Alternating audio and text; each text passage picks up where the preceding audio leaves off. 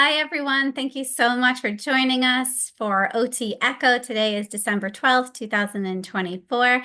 My name is Kate Barlow. I'm the founder of the program and today's host.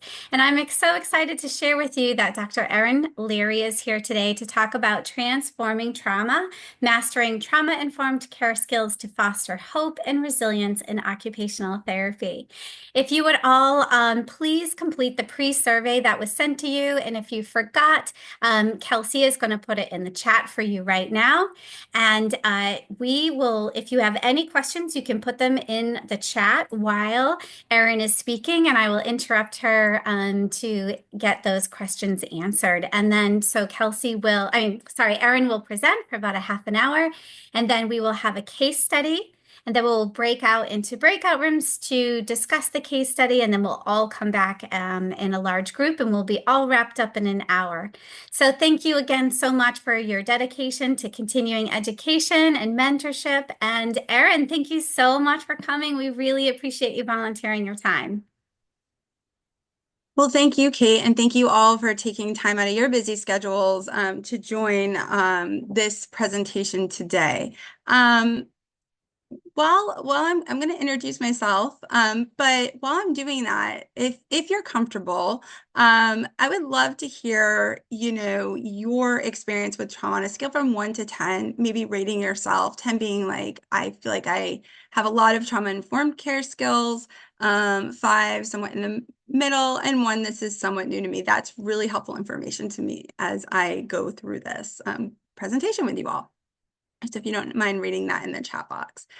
So again, thank you all so much. I just want to extend my heartfelt gratitude to all of you for inviting me to present today on this subject that is near and dear to my heart. So as mentioned, my name is Dr. Erin Leary. You can refer to me as Erin. And I'm thrilled to be facilitating today's in-service. Just to share a little bit about me, I am a proud mother to my 2 wonderful children. I have a daughter, Mia, who's 11, and Nicholas, who is 10. And you can see them in the picture kind of on the left there. I also share my life with my partner, Zach, also pictured there.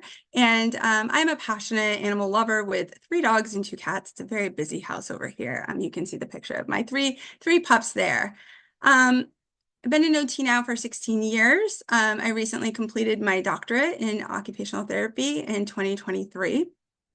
Currently, I work as a national clinical provider trainer for child welfare, and I'm a dedicated advocate for the marginalized and underserved individuals and communities. In my free time, I enjoy volunteering, traveling, and just spending time with loved ones. So I look forward to today's discussion and hope to inspire and empower each of you with valuable insights into trauma-informed care. Right, great. So a little wide variety here. Excellent. Well, throughout this session today, I just invite you to ask questions as we go through and add comments, whatever you want to share. I like for these to be as interactive as possible. So this is a huge topic, and we're just barely going to scratch the surface. But for the purpose of today's presentation, I want you to be able to discuss at least 3 potential effects that trauma has across the lifespan, define resilience, and implement basic trauma-informed care principles and practices into your practice as an OT. So before we can talk about how to be trauma-informed practitioners, we need to define trauma and resilience, okay? So according to the Substance Abuse and Mental Health Services Administration, or SAMHSA, trauma is an event or series of events that cause physical harm, emotional harm, and or threatens a person's life and has lasting negative effects on the physical, mental, social, emotional, and or spiritual well-being. So trauma can impact an individual's ability to cope with daily stresses, trust others, and manage their emotions. And we'll talk about that a little more. Now, there are several different ways to conceptualize or describe trauma. And I'm just going to give you a brief overview of a few. Okay, so the first is acute trauma. This refers to a singular traumatic event that occurs within a defined time frame. It's referring to the length of the trauma, not the impact. okay, the traumatic event itself.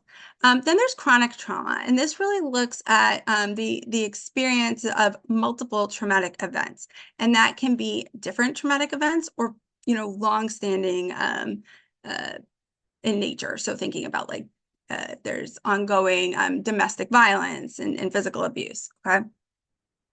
There's also complex trauma. So it's a chronic trauma. It involves multiple traumatic events that occur within a caregiving system. Um, and that is intended to provide safety and stability. It typically occurs and begins before the age of 5.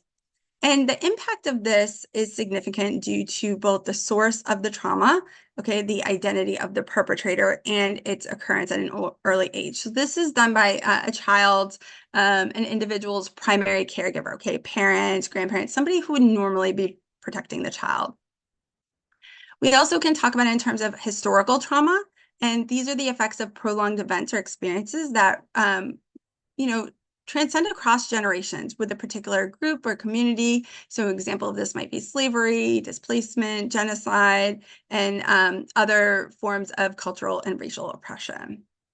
We also have intergenerational trauma. Okay, this affects families across 2 or more generations with traumatic experiences, and those are transmitted through family norms, beliefs, behaviors. We can even talk about like the impact of epigenetic imprinting. There's racial trauma. So when we talk about racial trauma, that means the emotional distress or pain resulting from witnessing or experiencing racism, discrimination, systematic prejudice. Okay. And I'd be remiss if I also didn't mention system-induced trauma. So sometimes trauma can be a result of systematic action, even intervention. So an example of that is I work in the child welfare population, foster care population, and separating kids from their families is an example that, even if the family is abusive, removing the child, separating them from their siblings, their communities, their culture, okay, that can be very traumatic for our kids and our families as well. Now, here are some examples of potential traumas. Now, I say potential because what is traumatic for one person may not be for another. Okay, and we can think about this in terms of 3 E's. So we have to look at the event or events. So what happened that caused the trauma?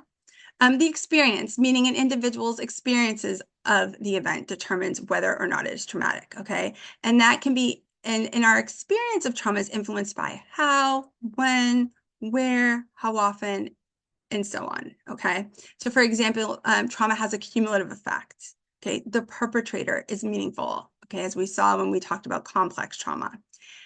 For kids, age and developmental stage at the time of the trauma, the severity of the trauma, understanding of the trauma, or an individual's natural resilience or current, resilience capacity. We'll talk about what that looks like in a moment. Resources available after the trauma, their support systems. Are they kind of is an individual kind of on their own? Are they ongoing displaced, let's say, in an example of natural disaster? Or do they have a place to go? Do they have a great support system, financial means, things like that? And then coping mechanisms, okay? And the effects of trauma. So that is any of those adverse physical, social, emotional, and or spiritual consequences of the trauma. Okay, so it's highly individualized. Now, again, as I mentioned, the experience of trauma is impacted by how, when, where, and how often that trauma occurs. So, and it can impact mental, physical, and spiritual health. So there are long and short-term impacts, not only on the individual, but also on families and communities. So to briefly go over just a few of those, we see more physical health problems in individuals who've experienced trauma. Back in the 90s, there was the Adverse Childhood Experiences Study, which is commonly referred to as the ACE study. You might be familiar with this. And this looks at 10 adverse childhood experiences, all of which are traumas or have been traumatic to individuals. And this study was done in the US, and it showed a dose response impact of trauma on health and well-being. Okay, and this study has been reproduced and re-examined over the years, and the effects of it still, stand up, right, what they found. So from a physical health standpoint, again, this looked at early childhood adversity in 10 domains, and in only 10, not all possible ones, it found that individuals with 4 early adverse childhood experiences were twice as likely to be smokers, 12 times more likely to have attempted suicide, 7 times more likely to be alcoholics, and 10 times more likely to have injected street drugs. This is just some of the outcomes. Okay, there's also a higher risk for cancers, heart disease, and other physical illnesses. It also, that study and subsequent studies on trauma demonstrated increased mental illnesses, anxiety, depression, and so on. Increased adoption of maladaptive health risk behaviors as coping mechanisms, and those can lead to further disability, disease, social issues, even in early death. Individuals with that demonstrated 6 or more adverse childhood experiences in that study, they had they were more likely to experience a shorter life expectancy by 20 years. So really, really impactful. And that's largely due to adoption of maladaptive, health, risky behaviors. Difficulty with emotional regulation and behavior management, trauma triggers and reminders. So people go into fight, flight, freeze more easily. They're more easily triggered. Many of these are, many of those triggers are based on our senses. So huge application for sensory processing modalities there. Individuals demonstrated problems with attachment and relationships, disruption in brain development and other developmental processes, impaired cognition, so learning, memory, executive functioning skills, for example. Increased risk of violence, victimization, and perpetration. Less job opportunities and earnings, increased risk of suicide, decreased educational attainment, higher utilization of justice, social and health systems, more likely to be homeless. Okay. And as I mentioned, early death. So this is financially expensive to society as well. Decreased productivity and unemployment payouts, cost of trauma-related alcohol and drug use in the US is in the billions, and billions of dollars per year are spent treating child abuse, neglect, long-term psychiatric and medical health care costs for individuals who have survived child abuse. So, and this is not just, regarding early childhood trauma, right? This is trauma, in general. So as you can see, based on this short list of examples of what we might see, trauma can impact, participation, our daily roles, occupations, relationships, and quality of life across the lifespan. So there's a huge role for us as occupational therapy practitioners. Directly intervening with the impact of trauma, and also, just really needing to kind of use those trauma-informed approaches. Now that's heavy, right? And a little bit discouraging to see this impact, and the prevalence of trauma is high. But the great news is there are things that we can do to reduce the negative impact of trauma, right? Brain plasticity, we're always growing and developing. So I absolutely never talk about trauma without also talking about resiliency. Building resilience is one of the ways that we can promote healing. Now, over the years, resilience has been defined in many different ways, but we're going to use a definition of resilience that is widely accepted today and has been adopted. And it is that it's a dynamic developmental process that leads to healthy adaptations in the face of adversity. So this process encompasses the interactions and exchanges between an individual's personal characteristic, or their internal factors, and the resources available in their environment, which are external factors. It's a combination of both internal and external influences, along with the impact of traumatic experiences, genetic predispositions, and individual capabilities. So it's not something that you either have or you don't have. It's not a single strength. It's not an outcome. It's not fixed, okay? We can be resilient today and not a year from now. Now, in the definition, it mentions healthy adaptations. And healthy adaptations is really defined as achieving appropriate developmental tasks and milestones. And many of these are universal across cultures and society. So in kids, like learning to walk, developing as we grow, we develop an identity, maybe we complete our school. Okay. But even so, we have to consider individual differences and variables. Now, newer concepts of resilience include the sustainment of well-being as a component of healthy adaptation. So we kind of determine whether an individual is resilient based on their achievement of those milestones and sustained resilient outcomes. So thinking about relationships, job stability, steady housing, school attainment, and so on, right? So we are kind of measuring it with like that participation in our daily roles and routines and in those healthy behaviors. Now, here are just some of the factors that promote resilience. Some internal factors are problem-solving skills, good behavior and emotional regulation skills, self-motivation, good intellectual functioning, positive self-view, self-concept, relationship building skills, positive beliefs, hope and optimism, good coping skills, self-awareness. And some of those external factors are your social support system. So to date, the presence of a caring, stable, and loving adult in a child's life is still the strongest predictor of resilient outcomes in our kids who experience trauma. And it really just takes one. It's the power of one. Nurturing schools and community environments, opportunities to develop competence, positive peer relationships, and cultural and spiritual connections. Okay, that attachment is really foundational. So just looking at this list, I mean, I immediately see so many applications for us as occupational therapy practitioners. So let's take a little bit of a deeper dive into that. So again, it's absolutely impossible for me to go over all the ways that we can help mitigate the effects of trauma and build resilience in our clients who've experienced trauma. But what I want to do is share some of the frameworks and how to use trauma-informed approaches and share some specific ways that we can intervene. So first, I want to share SAMHSA's 4 key assumptions in a trauma-informed approach. So the first is that we have to realize the widespread impact of trauma and understand potential paths to recovery, okay? We also need to recognize the signs and symptoms of trauma in individuals, in families, in our coworkers, staff, and others, okay? Know what trauma reminders or triggers look like. Okay, and this involves asking about the presence of trauma, even. Maybe we screen for trauma on a regular basis.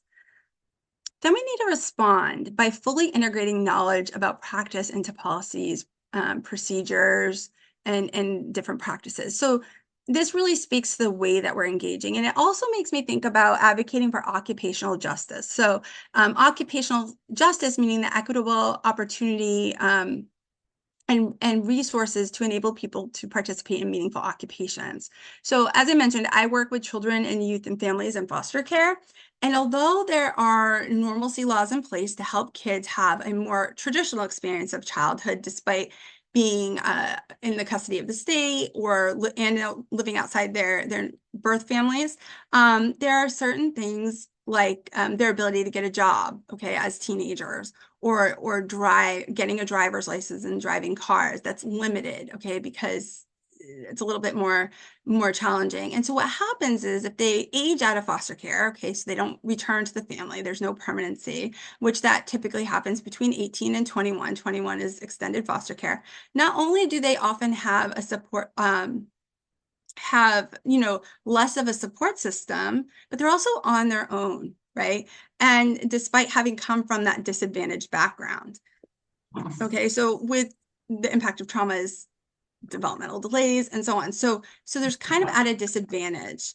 And now that they didn't have, they might not have been, since they're not able to work in their teenage years or drive and get a permit and driver's license, now they may not, they don't have they're less likely to get employed, right?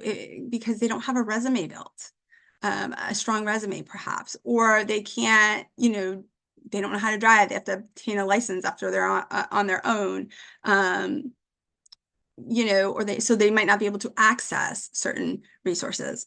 So it's really important, Okay. And then, of course, we seek to resist re-traumatization by implementing what we know about trauma to prevent it from happening again, to prevent us triggering people. Okay. Um, Then we can also use SAMHSA's 6 key principles of trauma-informed approaches, okay, which are safety. So we're going to ensure physical and emotional safety. Okay, we have to feel emotionally safe. Oftentimes I see children in care, that maybe come from food insecurity, they might hoard food. Well, that's not them being greedy, right? They don't feel safe enough to think that they're going to have food tomorrow. So it's adaptive. It probably helped them survive in a previous environment. But in the context now, that it's maladaptive because there is that food availability. Trustworthiness and transparency. So being open about decision-making processes and inviting others to participate. Okay, peer support. So using the lived experiences of people who have experienced trauma to promote healing. Really giving our clients the opportunity to be mentored or engage with people who've had similar experiences to them, okay? Or maybe even of similar age. Collaboration and mutuality, okay, creating an environment where people can explore options and contribute to planning, empowerment, voice and choice, so giving people the opportunity to make decisions and shape their own paths, okay? That really reduces that power imbalance, and we do a lot of these things as OTs, right? Cultural, historical, and gender issues, so being aware of the different cultures, histories and genders that people might identify with. Okay, safety, we're gonna ensure physical and emotional safety. Okay, again, so these are all things that we can do. And by the way, I have included resources that at the end of this presentation for you, so you can take a deeper dive into all this. Okay, we're just scratching the surface. So SAMHSA is a great resource and that's available. I provided some links for you as well. So what might this look like in occupational therapy practice? Okay, and this is across settings, right? Mental health is with us everywhere. Kids come into, as a school-based OT, I might be practicing in the school, but there might be some trauma going on at home, or maybe they're in care, or same thing with in our physical health settings as well. So the first is we can adopt and integrate trauma-informed care principles and practices into our daily sessions, our treatment and assessments. Maybe we screen as part of our evaluations, we screen to to see if an individual has trauma. And there's also resilience screenings we can do as well. Okay. We can also make referrals as appropriate to, this is going to inform practice. Okay. We can also work on skill development, carryover, and so on. And just referring them to the appropriate, trauma-informed services if that's important, if that's necessary. Or, in schools, if we know that a child has a history of trauma, okay, we know that trauma impacts child development. So maybe it means, referring for developmental screening. Okay. Of course, client-centered goal setting, psychoeducation about trauma to clients and caregivers. Okay. So just really talking about the impact of trauma. This can be really empowering for caregivers as well, so that they can realize, wait a minute, I have control over this. I'm not, there are things I can do to like improve the impact of trauma on me. Because a lot of times we see, intergenerational transmissions of trauma. And, just talking about, even when you look in substance uses, disorders, like oftentimes you hear people have a lot of high history of trauma. So just really letting them know about the impact of trauma and what they can do to mitigate the effects of it. We can teach relaxation skills, coping strategies, mindfulness, grounding techniques, self-regulation skills training, sensory modalities for trigger management. I've heard of clinicians collaborating with social workers, and they're doing kind of some sensory activities and other occupational therapy activities prior to going into like a traditional CBT therapy, cognitive behavioral therapy, so that the body, they're regulated, and then they can go talk about those difficult traumatic experiences. Okay. Or when a child's or an individual, not just a child, but if somebody's triggered, what that feels like, what that looks like, and what can we do to implement it and give them some sensory strategies. So there's a lot of different things we can do. Of course, we can address functional limitations resulting from their experiences and the impact. So again, skills training, independent living skills training, all different ways we can do this. Occupational engagement and routine development, and developing self-care skills for clients and practitioners. So, I think we really just need to be aware of the trauma, right? And really when we're evaluating our clients, really thinking about why, because all behavior has function, right? Why are they having this reaction in school? We see, just like we do with sensory, and people, sometimes approach it with a behavioral approach when it really, we need, it's a brain-based challenge, right? With trauma, a lot of times it gets misdiagnosed for different mental health illnesses or just all different diagnoses. You might see a ADHD diagnosis, a bipolar diagnosis, oppositional defiant disorder diagnosis, when really, and people are getting medicated for this, but really what you're seeing are the symptoms which stem from experience of trauma. So we really have to be aware of how it can present in the people we serve across the lifespan to really be able to address it. Group therapy can be very helpful, again, especially when we're looking at peer mentors being part of that, self-advocacy skills development, community-based intervention. So for example, social skills groups. We certainly want to get evaluation and feedback from clients as well. And advocating for trauma-informed policies and practices, okay? For example, sometimes it's telehealth. Okay, because of maybe an individual needs telehealth due to their circumstances related, to trauma. There's a great opportunity for interdisciplinary collaboration, multidisciplinary approach to treatment, so co-treating, and again, as I mentioned, incorporating peer models and mentors and therapeutic use of self. So there are many, many, many different ways this can present. We might be working directly in a mental health setting. Maybe you're in a community setting, but this is with us in our schools, in our hospitals as well. Maybe an individual has gone through a traumatic injury, okay? We see this in all areas of practice. So there's a huge, huge application for us to be directly involved in trauma-informed care. Any questions or comments before we move on to the case study? We haven't had any so far in the chat, but I will definitely let you know if any come in. Okay, great. Thank you. All right, so let's move into the case study. Well, my goodness, this is such a big topic. It's I'm so excited that Erin, can I interrupt you? We got our first question. Oh, great. Can you give examples of therapeutic use of self in trauma situations?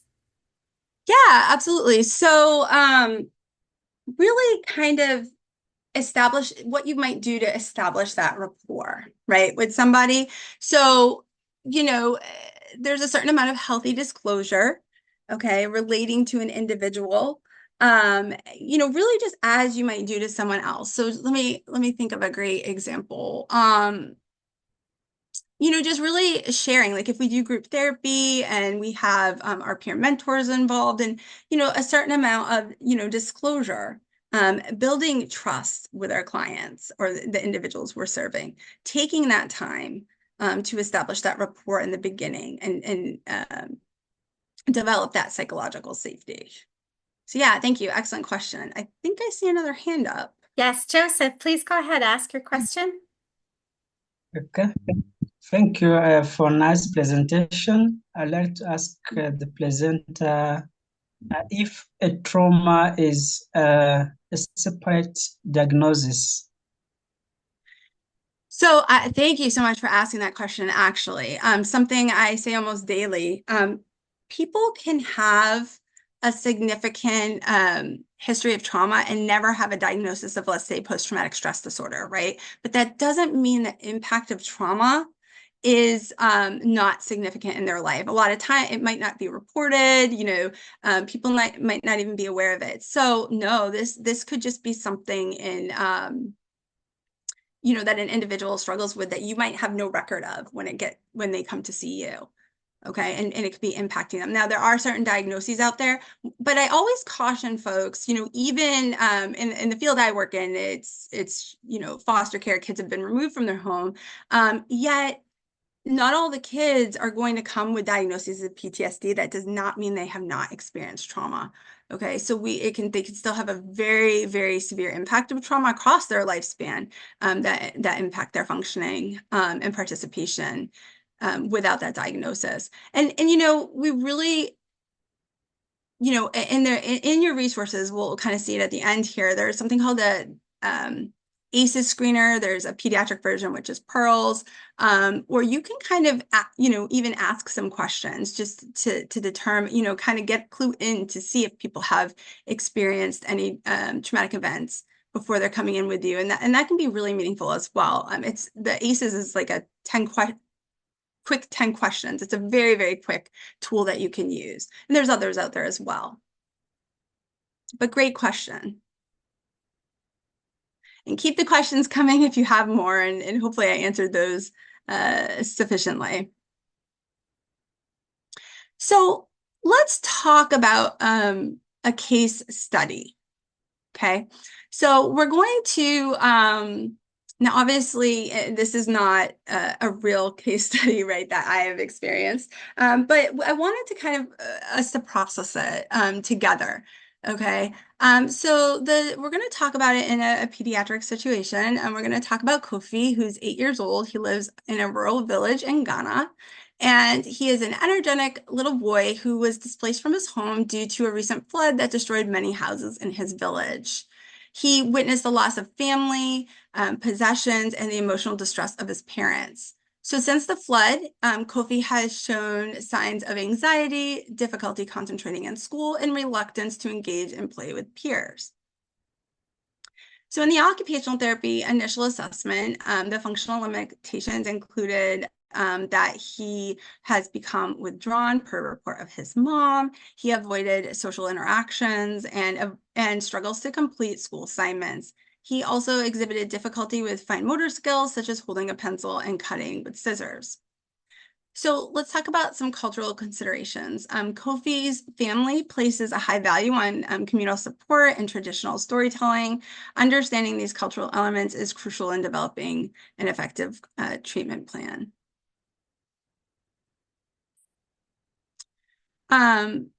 So here is how and I'll address the question that just came through in one moment. So here's how the therapist applied trauma-informed care principles, okay? And these are just, some of the things. So safety, they ensured Kofi felt safe and secure in the therapy environment, and that was achieved by creating a welcoming space filled with familiar toys and materials that encouraged exploration and play. They developed trustworthiness and transparency so that therapists communicated openly with Kofi and his mom about the therapy process, explaining the purpose of each activity and encouraging Kofi to express his feelings and concerns. So really emphasis on that communication piece, excuse me. Peer support, the therapist organized group therapy sessions with other children who had experienced similar traumas, facilitating a supportive environment where children could share their experiences and feelings. Collaboration and empowerment, Kofi was involved in setting his therapy goals, and the therapist encouraged him to identify activities he enjoyed, such as drawing and playing games, which helped restore his sense of agency. One thing I'll say about this is especially kids who've experienced trauma, kids don't have a whole lot of control in their lives.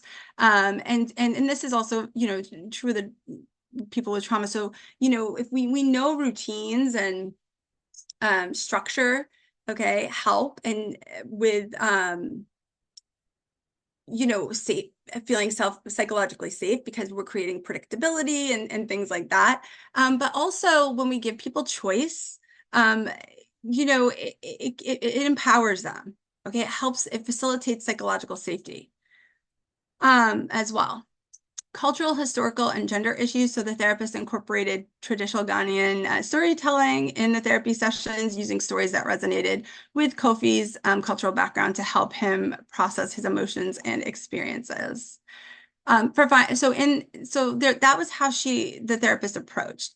Now, intervention strategies included fine motor skill development. So the therapist designed playful activities to improve Kofi's fine motor skills, including crafts that involved cutting, gluing, and drawing, which also served as a form of self-expression. Play. So they had structured play sessions that was used to promote social interaction and communication skills. The therapist facilitated games that encouraged teamwork and collaboration with peers. For emotional regulation techniques, they introduced simple mindfulness exercises like breathing techniques and visual imagery to help Kofi manage anxieties and improve focus. And for community engagement, the therapist encouraged Kofi's participation in local community activities like traditional dance, storytelling sessions, in order to rebuild social connections and enhance his sense of belonging.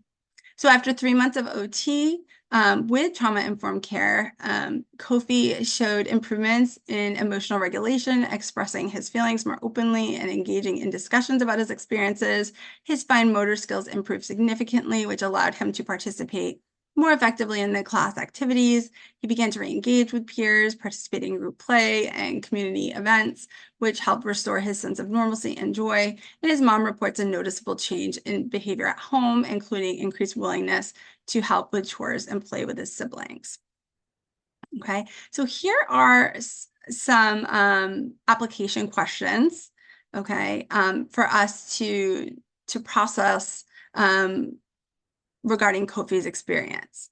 Barra, I see you have a question. How can we speak to adult clients' parents for him, disease or situation? How much information can we share about their specific situation? So are you referencing like if we have a child that has trauma? And how much can we speak to the parents about the experience of trauma with that child? Vera, you're welcome to come off mute if you can answer directly. Okay, so if the adult has a person, how much information can we share about their situation?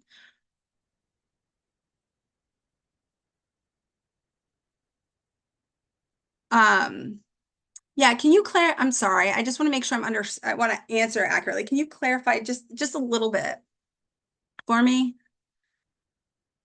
You know, we have, as far as like if a child, if an individual, it really depends on the rules, right? Like if we are, you know, we can talk with a parent about their trauma. With a child, again, it depends on what the traumatic experience is. But yeah, if you can clarify that a little bit, because I just don't want to misspeak. I'm sorry. No, that's fine. We can go ahead. Kelsey can put us into breakout rooms, and then Vera, you can message me or Erin with your clarification, and then we will get back together as a large group after we discuss this in breakout rooms. Awesome. Thank you.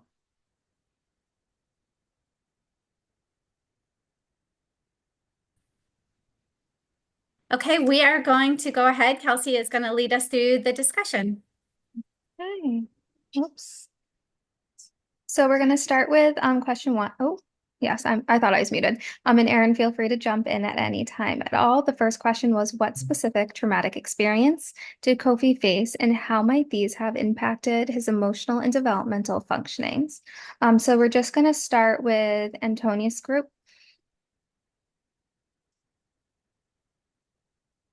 Well, we discussed that it has affected Kofi's academics and his role as a family member. And that's it for number 1. Okay. And then we'll also find from Claudia your group.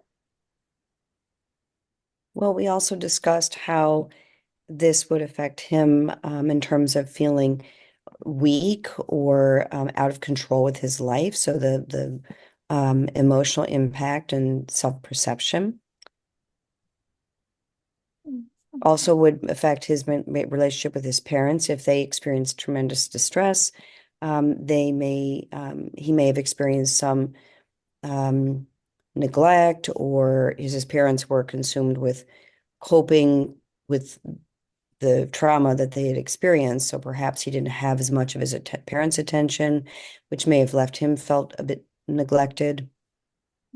Perfect. Before we move on to question 2, Erin, do you have anything you'd like to add to the overall growth? No, that's great. Great observations. Thank you. Okay, question 2. Identify the key trauma-informed care principles applied in Kofi's therapy. Why are these principles important in working with children who have experienced trauma? Tolu, if you can let us know how your group discussed this question. Oh, Tolu, you're on mute. So I think at some point my network was really of challenge to the group because they couldn't hear me, and I mean I was on and off. But some of the things that has been discussed was on the issue of safety, trustworthiness, and all. I mean, creating a secure environment to welcome that is welcoming for Kofi, so that it can reduce the anxiety and encourage participation and kind of open communication, and also help Kofi to understand the mother and build trust during the therapy process. Great. And there's actually a hand up right now. Teddy, do you want to take yourself off mute and ask the question? Yes, no, okay, I'm just trying to also answer the question on how to identify the informed care principles applied in Kofi. And I feel like group therapy would be a very good advantage to Kofi, that telling him that he's not alone, he's not the first person to be there, and he can actually do better to get out of this situation. That's my idea. Thank you. Very nice. Thank you so much, Teddy, for that. And then lastly, David's group, do you have anything to add to this question? We felt that all the 6 different principles were important in the case of coffee. And it was specifically mentioned that, there's the Maslow hierarchy of needs, and many of these things address the most basic needs within the hierarchy of needs, which children need to have addressed if they're going to improve and achieve some of the higher needs. But all of these were important for him and would be important for other children. Okay. Thank you so much. And if you don't have anything to add, we will keep moving on. Yeah, that's great. Okay.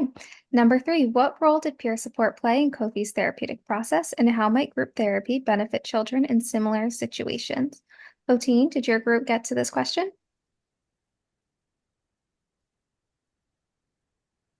Just on. And if you Yes, we discussed that the peer support for Kofi provided a platform for him to share his experience and feelings with others who had similar experiences.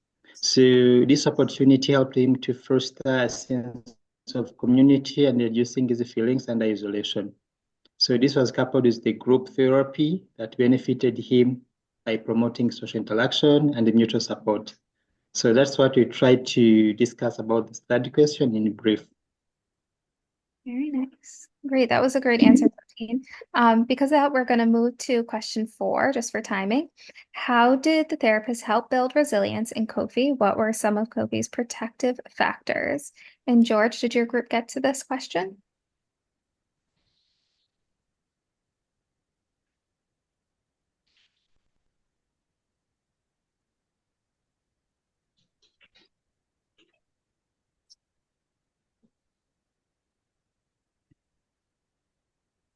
Okay. George, I think you just came on mute. Did you get to question 4? Okay, thank you so much for the 4th question. How did the therapist help building resilience in Kofi?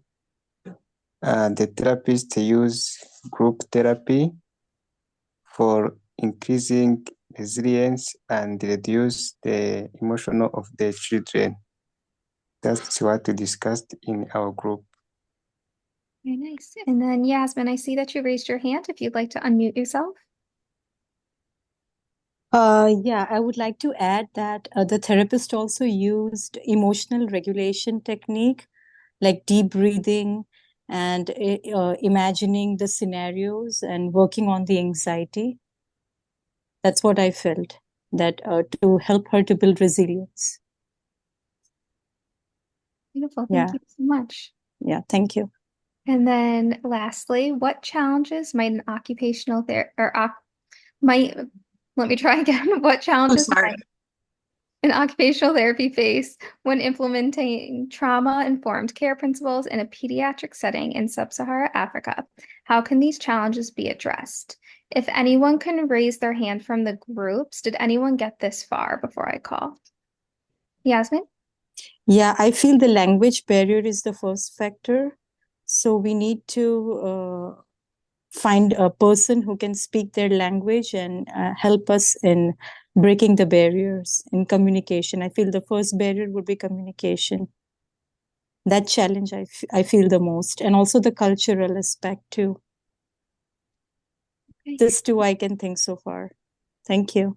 Thank you. Teddy? Okay, I think the challenge would be the reduced respondents of this client or the child, because since in occupational therapy it is person-based, it means someone should first love what he or she is doing. You cannot force someone to do something.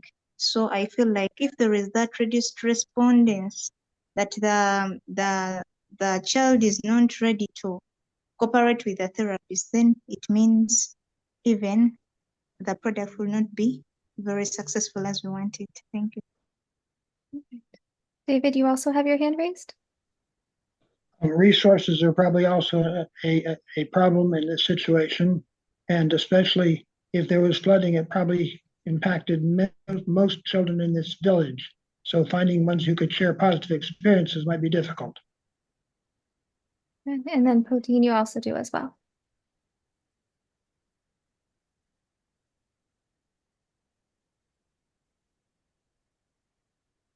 Either Poteen, Emmanuel, or Toby. Well,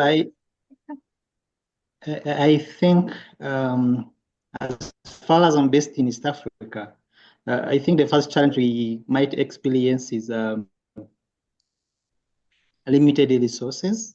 And if we see countries in East Africa, the first thing that we do have different cultural differences.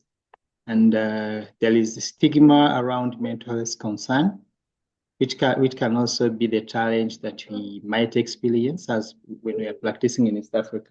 And again, I think the way we can address it is that there could be leveraging of community support, integrating cultural practices into therapy, which one of our colleagues said that there might be need for someone who can be able to speak their language, if we can say. And the increasing of awareness and education about trauma-informed care. Very nice. Thank you. Okay, I'm just going to quickly, just for timing purposes, just give it quickly back to Erin for any final words. Well, excellent. Thank you all. That was a great run through of the case study. Excellent questions. I just want to thank you all for your time and your participation and for inviting me here today.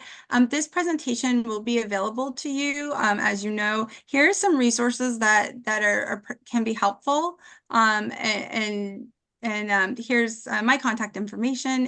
If you have further questions, I'm always a resource to you. And then, of course, the references. So thank you all for all that you do. And thank you for inviting me here today. Have a great rest of your day.